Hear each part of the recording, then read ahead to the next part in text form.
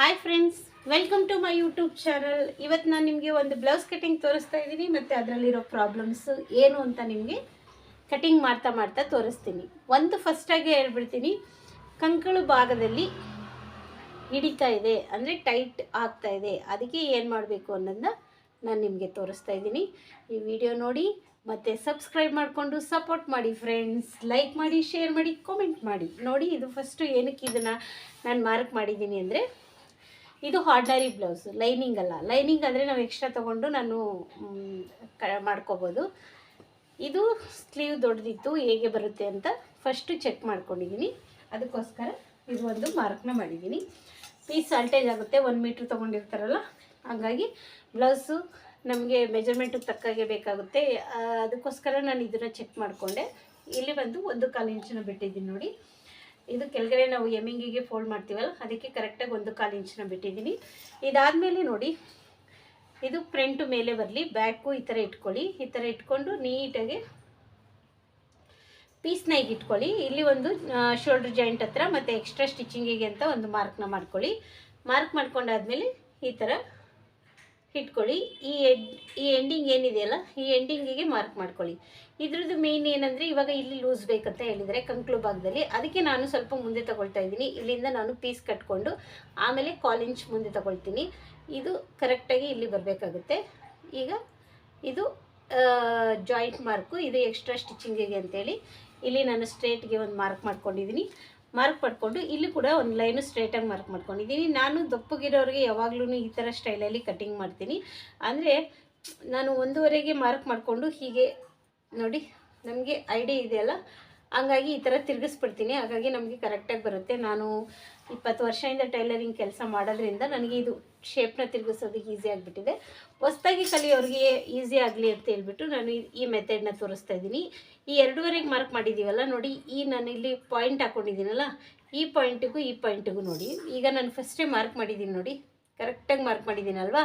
ನಾನು ಮಾರ್ಕ್ ಮಾಡಾದ್ಮೇಲೆ ನಿಮಗೆ ತೋರಿಸಿದ್ದಕ್ಕೆ ಈಗ ನೋಡಿ, ನಾವು ಇಲ್ಲಿಂದ ಹೀಗೆ ಬರಬೇಕು ಅಂತ ನಾನು ಇವಾಗ ನಮಗೆ ರೂಢಿಯಾಗಿರೋದ್ರಿಂದ ನಾವು ಈ ಥರ ಫಸ್ಟ್ ಈ ಥರ ಟರ್ನ್ ಹಾಕೊಂಡ್ಬಿಡ್ತೀವಿ. ನಿಮಗೆ ಗೊತ್ತಾಗಲ್ವಲ್ಲ, ಅದಕ್ಕೋಸ್ಕರ. ಮತ್ತು ಈ ಪಾಯಿಂಟು ಮತ್ತು ಈ ಸ್ಟಾರ್ಟಿಂಗ್ ಪಾಯಿಂಟ್ ಇರುತ್ತಲ್ಲ, ಇಲ್ಲೂ ಈ ಥರ ನೀವು ಹಾಕ್ಕೊಳ್ಳಿ. ಈ ಥರ ಹಾಕ್ಕೊಂಡಾಗ ನಿಮಗೆ ಹೆಂಗೆ ಶೇಪ್ ತೆಗಿಬೇಕು ಅನ್ನೋದು ಗೊತ್ತಾಗುತ್ತೆ.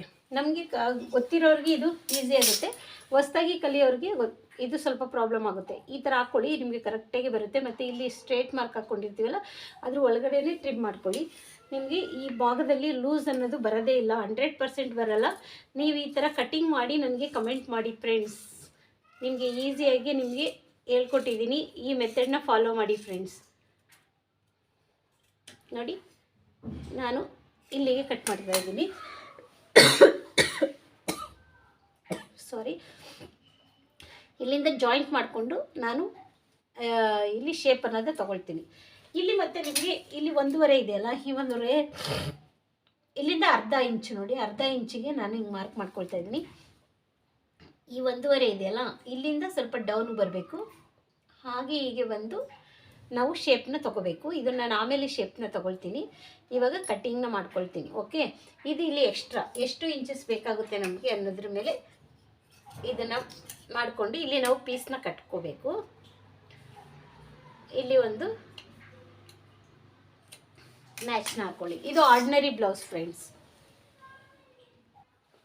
ಇವಾಗ ಬ್ಯಾಕ್ ಪಾರ್ಟ್ನ ಕಟ್ಟಿಂಗ್ ಮಾಡ್ಕೊಳ್ಳೋಣ. ಬ್ಯಾಕ್ ಪಾರ್ಟ್ ಕಟ್ಟಿಂಗ್ ಮಾಡ್ಕೊಳ್ಳೋದು ನಾನು ಆಲ್ರೆಡಿ ಎಲ್ಲ ವಿಡಿಯೋದಲ್ಲಿ ತೋರಿಸಿದ್ದೀನಿ, ಹಾಗಾಗಿ ಇದರಲ್ಲೂ ಕೂಡ ತೋರಿಸ್ತಾ ಇದ್ದೀನಿ. ಇಲ್ಲಿ ಬ್ಯಾಕ್ ಫೋಲ್ಡಿಂಗಿಗೆ ಎಕ್ಸ್ಟ್ರಾ ಪೀಸ್ ಇದ್ದರೆ ಮಾತ್ರ ಬಿಟ್ಕೊಳ್ಳಿ, ಇಲ್ಲಾಂದರೆ 1/4 ಇಂಚ್ ಬಿಟ್ಕೊಂಡು ಪೀಸ್ನ ಒಳಗಡೆ ಕಟ್ಕೊಳ್ಳಿ.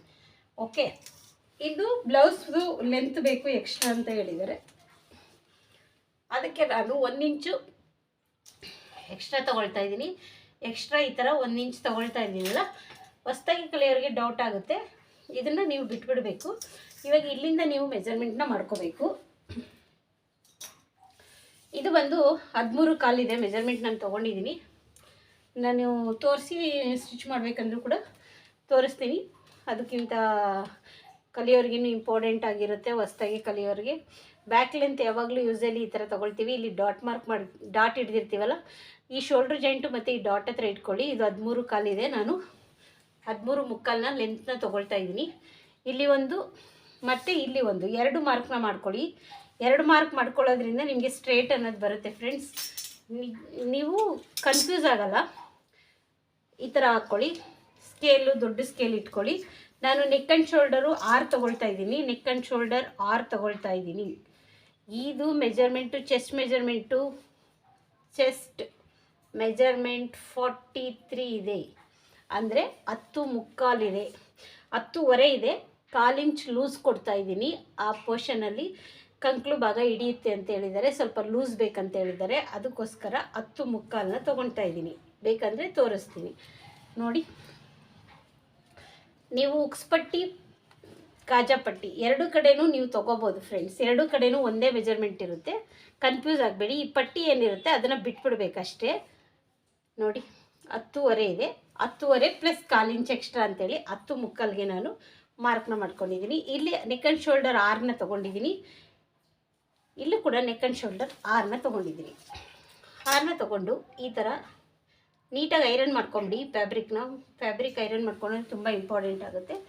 ನಾನಿಲ್ಲಿ ಬಂದು 2.25ಗೆ ಮಾರ್ಕ್ ಮಾಡ್ಕೊಳ್ತಾ ಇದ್ದೀನಿ. ಇವತ್ತು ಡೀಪ್ ಜಾಸ್ತಿ ಇಲ್ಲ, 2.25ಗೆ ಮಾರ್ಕ್ ಮಾಡಿಕೊಂಡು ಇಲ್ಲಿ ಸ್ಟಿಚಿಂಗಿಗೆ ಅಂತ ನೆಕ್ಸ್ಟ್ ಪೋರ್ಷನ್ ಬಂದು ಏನಿದೆ ಅದನ್ನು ಈ ಥರ ಇಟ್ಕೊಂಡು ನೋಡಿ.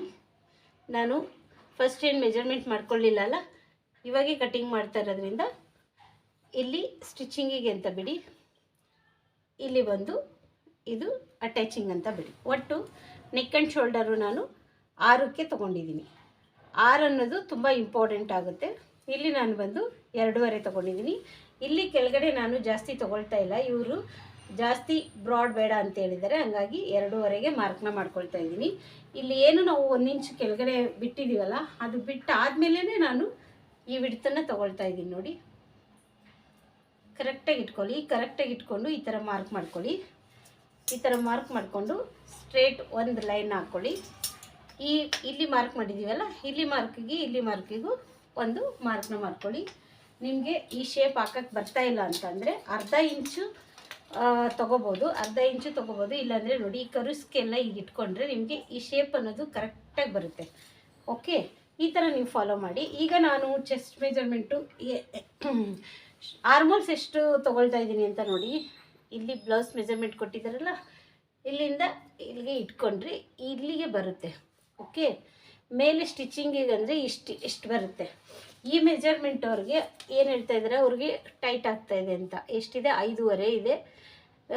ಸ್ಟಿಚಿಂಗ್ ಆದರೆ 5 ಮುಕ್ಕಾಲು ಬರ್ತಾಯಿದೆ. ಅದಕ್ಕೋಸ್ಕರ ನಾನೇನು ಮಾಡ್ತಾಯಿದ್ದೀನಿ, ಇದನ್ನು ನಾನು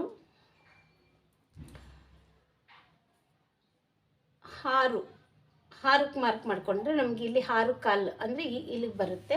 ಅದಕ್ಕೋಸ್ಕರ ಇಲ್ಲಿ 6 ತೊಗೊಂಡಿದ್ದೀನಿ, ಇಲ್ಲೂ ಕೂಡ 6ಕ್ಕೆ ಮಾರ್ಕ್ ಮಾಡ್ಕೊಂಡಿದ್ದೀನಿ.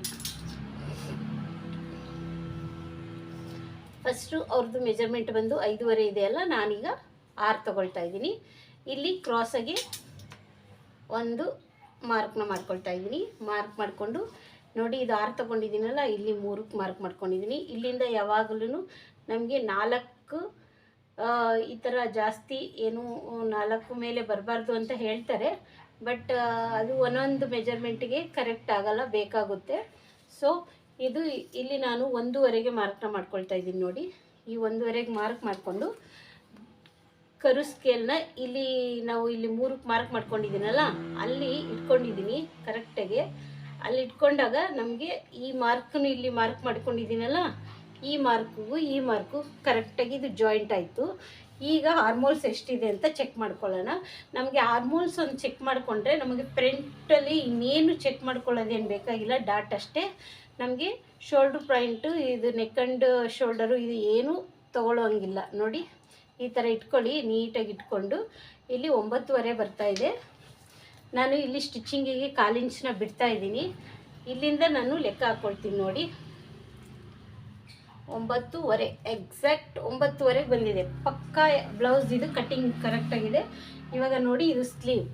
ಈ ಸ್ಲೀವ್ನ ತೊಗೊಳ್ತಾ ಇದ್ದೀನಿ. ನಾವು ಮೇಲೆಯಿಂದ ಕೆಳಗಡೆ ಮಾಡ್ಕೊಂಡಿದ್ದೀವಲ್ಲ, ಅದಕ್ಕೋಸ್ಕರ ಅಲ್ಲಿ ಹಿಡಿಯಲ್ಲ, ಇವಾಗ ಹಿಡಿಯಲ್ಲ. ನೋಡಿ, ಈ ಬ್ಲೌಸ್ ನಾವೇನು ಕಟ್ಟಿಂಗ್ ಮಾಡ್ಕೊಂಡಿದ್ದೀವಲ್ಲ, ಅದನ್ನು ಹೀಗೆ ತಿರುಗಿಸ್ಕೊಂಡ್ವಿ ಕರೆಕ್ಟಾಗಿ. ನೋಡಿ, ಈಗ ನೋಡಿ, ನಾವು ಇಲ್ಲಿ ಎಕ್ಸ್ಟ್ರಾ ಪೀಸ್ ಇಲ್ಲ, ಏನಿಲ್ಲ, ಕರೆಕ್ಟಾಗಿ ಬಂದಿದೆಯಾ? ಇಷ್ಟೇ ಬ್ಲೌಸ್ದು. ಇದು ಆರ್ಮೋಲ್ಸ್ನ ನಾವು ಕರೆಕ್ಟಾಗಿ ನೋಡ್ಕೊಂಡ್ಬಿಟ್ರೆ ಕಟ್ಟಿಂಗ್ ಅನ್ನೋದು ತುಂಬ ಈಸಿಯಾಗಿ ನಮಗೆ ಬಂದ್ಬಿಡುತ್ತೆ. ಇವಾಗ ವೇಸ್ಟ್ ಮೆಜರ್ಮೆಂಟು ನೋಡಿ, ವೇಸ್ಟ್ ಮೆಜರ್ಮೆಂಟ್ ಫುಲ್ ಬೇಕಾದರೂ ತೊಗೋಬೋದು, ಇಲ್ಲಾಂದರೆ ಈ ಥರ 4 ಪೋರ್ಷನ್ ಹಾಕ್ಕೊಳ್ಳಿ, ಇದು ಫುಲ್ಲು ಈ ಥರ ಇಟ್ಕೊಳ್ಳಿ. ಇದು ರೆಡಿ ಇದೆ. ಇಲ್ಲಿ ಡಾಟ್ ಹಿಡಿಬೇಕಲ್ಲ, ಅದಕ್ಕೆ 1 ಇಂಚು ನಮಗೆ ರೂಢಿಯಾಗಿರೋದ್ರಿಂದ ನೋಡಿ ಕರೆಕ್ಟ್ 1 ಇಂಚಿಗೆ ನಾನು ಮಾರ್ಕ್ ಮಾಡಿದ್ದೀನ. ಓಕೆ, ಇಷ್ಟೇ. ಇಲ್ಲಿಂದ ನಾನು 1.5ಗೆ ಮಾರ್ಕ್ ಮಾಡ್ಕೊತಾ ಇದ್ದೀನಿ. ಈ 1.5ಗೆ ಮಾರ್ಕ್ ಮಾಡಿದ್ನಲ್ಲ, ಇದು ಸಮ ಬರ್ಬೋದು. ಒಂದೊಂದು ಸರಿ ನಮಗೆ ಈ ಥರ ಕ್ರಾಸ್ ತೊಗೊಂಡ್ರೆ ಇನ್ನೂ ಚೆನ್ನಾಗಿರುತ್ತೆ. ಆದರೆ ಇವು ದಪ್ಪ ಇರೋದ್ರಿಂದ ಇದು ಈ ಥರ ಸ್ಟ್ರೇಟ್ ಬಂದರೂ ಪರವಾಗಿಲ್ಲ, ತೊಗೊಳ್ಳಿ ಫ್ರೆಂಡ್ಸ್. ನೋಡಿ, ಈ ವಿಡಿಯೋ ನಿಮ್ಗೆ ಇಷ್ಟ ಆದರೆ ಕರೆಕ್ಟಾಗಿ ನೋಡಿ. ಇದು ನಾನು ಆಲ್ಮೋಸ್ಟ್ ಚೆಕ್ ಮಾಡಿ ತೋರಿಸಿದ್ದೀನಲ್ಲ, ಈ ವಿಡಿಯೋ ನಿಮ್ಗೆ ಕರೆಕ್ಟಾಗಿ ಇಷ್ಟ ಆಗುತ್ತೆ ಅನ್ಕೋತೀನಿ. ಚೆಸ್ಟ್ ಮೆಜರ್ಮೆಂಟ್ ಬಂದು 43, ಅದನ್ನು 4 ಭಾಗ ಮಾಡಿದ್ರೆ 10 ಮುಕ್ಕಾಲು ಬರುತ್ತೆ. ನೆಕ್ ಆ್ಯಂಡ್ ಶೋಲ್ಡರ್ 6, ಇಲ್ಲಿ ಬಂದು 6 ತೊಗೊಂಡಿದ್ದೀನಿ. ಇವಾಗ ನಿಮಗೆ ಕಂಕ್ಳು ಭಾಗ ಅನ್ನೋದು ಹಿಡಿಯಲ್ಲ. ಕಂಕ್ಳು ಭಾಗ ಹಿಡಿಯಲ್ಲ ಅಂದಾಗ ನಾವು ಯಾವ ಥರ ಮೆಜರ್ಮೆಂಟ್ ತೊಗೋಬೇಕು ಅನ್ನೋದನ್ನ ನಾನು ನಿಮಗೆ ತೋರಿಸಿದ್ದೀನಿ ಫ್ರೆಂಡ್ಸ್. ಇವಾಗ ನೆಕ್ಸ್ಟು ಫ್ರಂಟ್ ಪಾರ್ಟ್ಗೆ ಹೋಗೋಣ.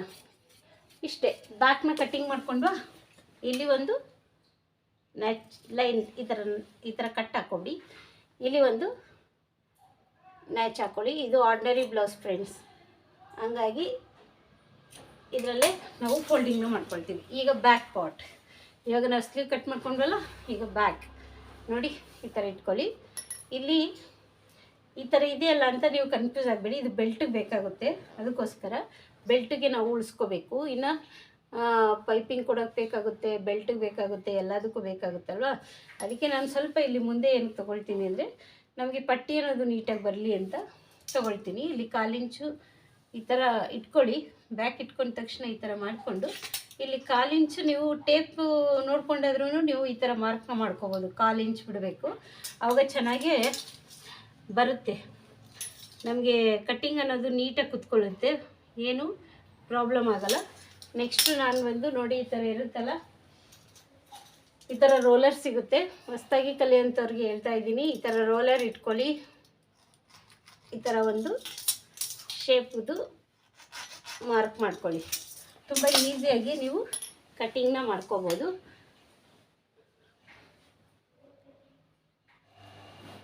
ಕಾಣಿಸ್ತಾ ಇದೆಯಾ? ಈಗ ಇದನ್ನು ಕಟ್ಟಿಂಗ್ ಮಾಡ್ತಿದ್ದೀನಿ ನೋಡಿ.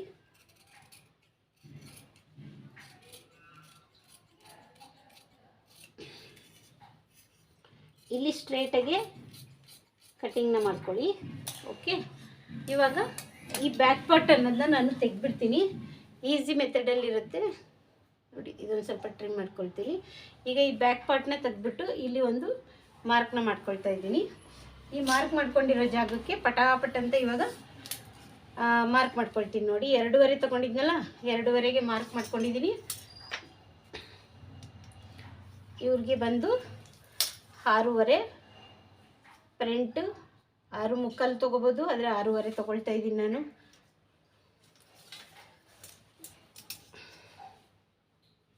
ಆರೂವರೆ ತಗೊಂಡು ಈಗ ಸ್ಟ್ರೇಟಾಗಿ ಒಂದು ಮಾರ್ಕ್ ಮಾಡ್ಕೊಂಡಿದ್ದೀನಿ.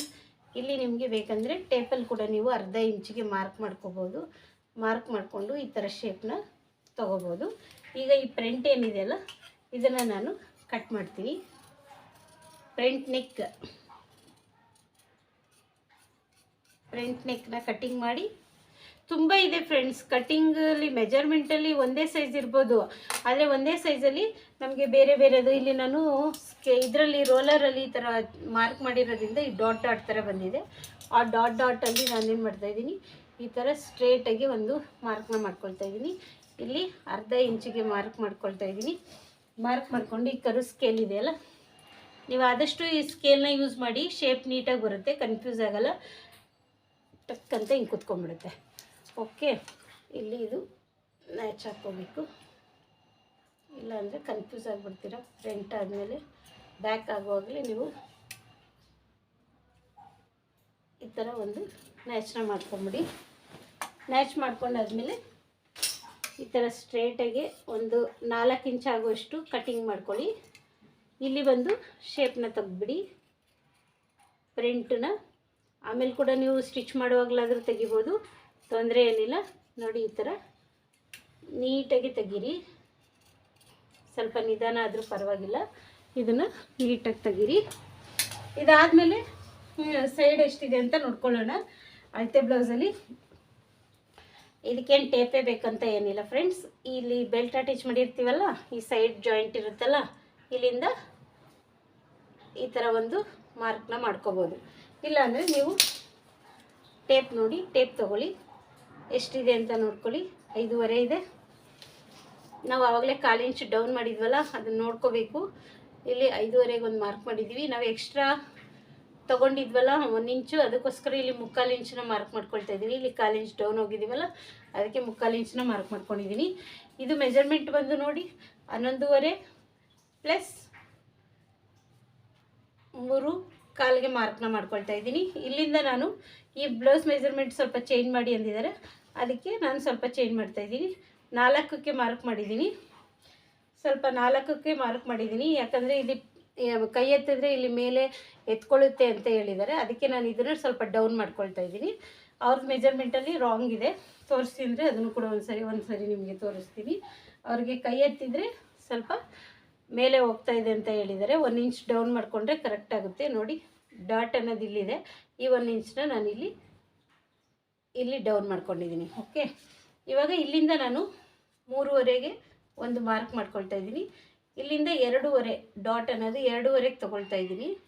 ಇಲ್ಲಿ 1/4ಗೆ ಮಾರ್ಕ್ ಮಾಡ್ಕೊಳ್ತಾ ಇದ್ದೀನಿ. ನೋಡಿ, ಇವಾಗ ಇಲ್ಲಿಂದ ನಾನು ಚೆಕ್ ಮಾಡಿಕೊಂಡ್ರೆ ನನಗೆ 3/4 ಬರ್ತಾ ಇದೆ. ಇಷ್ಟೇ. ಬ್ಲೌಸ್ದು ಮೆಜರ್ಮೆಂಟಲ್ಲಿ ತುಂಬ ಡಿಫ್ರೆನ್ಸ್ ಏನಿರಲ್ಲ. ಏನಾದರೂ ಹೇಳಿದಾಗ ನಾವು ಚೇಂಜಸ್ ಮಾಡ್ಕೋಬೇಕು. ಇವಾಗ ನಿಮ್ಗೆ ಗೊತ್ತಾಯ್ತಲ್ಲ, ಕಂಕ್ಳು ಇವಾಗ ಟೈಟ್ ಆದರೆ ಏನೇನು ಚೇಂಜಸ್ ಮಾಡ್ಕೋಬೇಕಂತ. ಈ ವಿಡಿಯೋ ನಿಮಗೆ ಇಷ್ಟ ಆಗಿದೆ ಅಂತ ಅನ್ಕೋತೀನಿ ಫ್ರೆಂಡ್ಸ್. ನಮಗೆ ಅವರು ಕಸ್ಟಮರ್ ಹೇಳಿದರೆ ಕೈ ಎತ್ತಿದ್ರೆ ಸ್ವಲ್ಪ ಮೇಲೆ ಹೋಗುತ್ತೆ ಅಂತ, ಅದಕ್ಕೆ ನಾನು ಬೆಲ್ಟು ಕೂಡ ಡೌನ್ನ ಮಾಡ್ಕೊಂಡಿದ್ದೀನಿ. ಬರೀ ಬ್ಯಾಕ್ ಲೆಂತ್ ಇಳಿಸ್ಕೊಳ್ಳೋದು ಮುಖ್ಯ ಅಲ್ಲ ಫ್ರೆಂಡ್ಸ್, ಫ್ರಂಟು ಕೂಡ ನಾವು ಚೇಂಜಸ್ನ ಮಾಡ್ಕೋಬೇಕು. ಫ್ರಂಟ್ ಚೇಂಜಸ್ ಮಾಡ್ಕೊಳ್ದಿರ ಬರೀ ಬ್ಯಾಕ್ ಲೆಂತನ್ನು ಚೇಂಜ್ ಮಾಡಿಕೊಂಡ್ರೆ ಬ್ಲೌಸ್ ಅನ್ನೋದು ಕರೆಕ್ಟಾಗಿ ಬರಲ್ಲ ಫ್ರೆಂಡ್ಸ್. ಇವಾಗಲೇ ನಾನು ನಿಮಗೆ ಹೇಳ್ತಾ ಇದ್ದೀನಿ, ನೋಡ್ಕೊಳ್ಳಿ. ಇವಾಗ ಈ ಜಾಯಿಂಟನ್ನು ಸೇರಿಸ್ತಾ ಇದ್ದೀನಿ. ತುಂಬ ಈಸಿ ಇರುತ್ತೆ.